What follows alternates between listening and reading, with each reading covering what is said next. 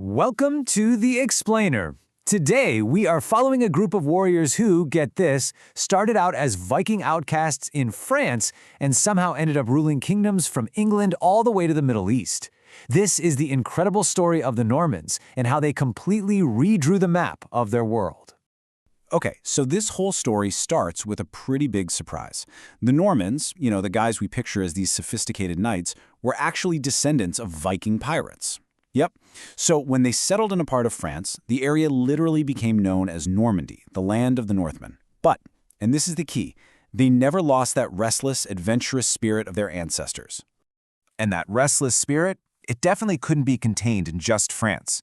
They started looking south, toward the sun, the sea, and, let's be honest, the incredible wealth of the Mediterranean. This is where their grand tour of conquest really kicks off.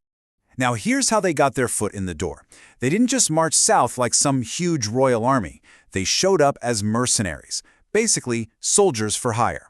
Think of them as a highly skilled freelance army ready to sell their swords to whoever was paying the most. So their first big break was southern Italy. The whole region was just this chaotic mess of little lords all feuding with each other. For a sharp leader like Robert Guiscard, this wasn't chaos, it was a massive job opportunity. And, he pretty quickly decided it was way better to be the boss than just some hired help. Their strategy was just so smart. They didn't just fight battles out in the countryside, they went straight for the centers of power. By capturing these major cities, Palermo, Messina, Syracuse, they grabbed control of trade, money, and eventually the entire island of Sicily. I mean, just think about that transformation for a second.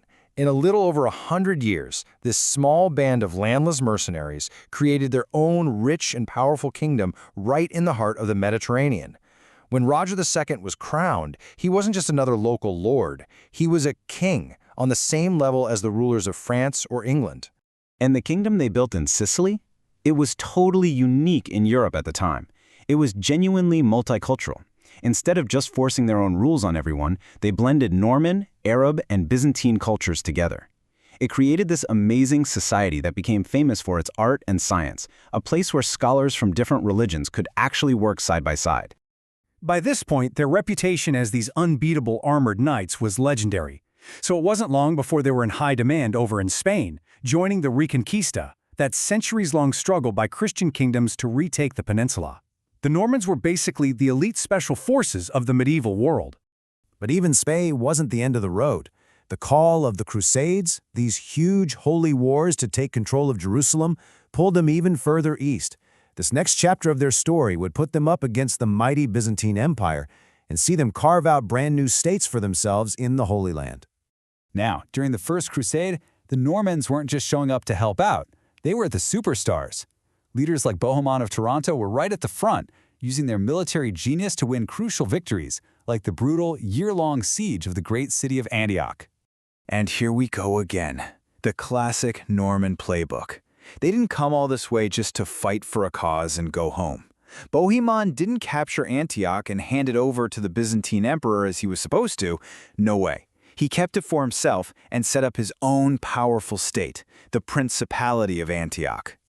Okay, let's turn our attention north now, away from the Mediterranean sun, to the much mistier islands of Britain and Ireland. Because this is where the Normans would leave what is maybe their most famous and lasting mark on history. Does this whole thing sound familiar? Just like in Italy, the Normans first landed in Ireland back in 1169 as hired soldiers, invited over to help a local king win a fight. But, true to form, they saw an opportunity and soon started taking land for themselves, capturing major towns and building their own power base. And they didn't just conquer, they changed the entire way society worked. They brought this system with them called feudalism. Basically, a powerful lord gives you land and protection, and in return, you work for him and fight in his army. The ultimate symbol of this new system, the stone castle. They started popping up everywhere, dominating the landscape, and sending a very clear message about who was in charge now. This right here shows how incredibly adaptable they were. Their approach wasn't one-size-fits-all. In Wales, they were these brutal conquerors, bogged down in a long, hard fight against fierce local resistance. But in Scotland, they were invited in as experts, helping the Scottish king modernize his entire kingdom with their ideas. Same people, totally different strategies. Their impact is literally set in stone. I mean, you can still visit the massive castles they built all across Britain, like the incredible Carnarvon in Wales.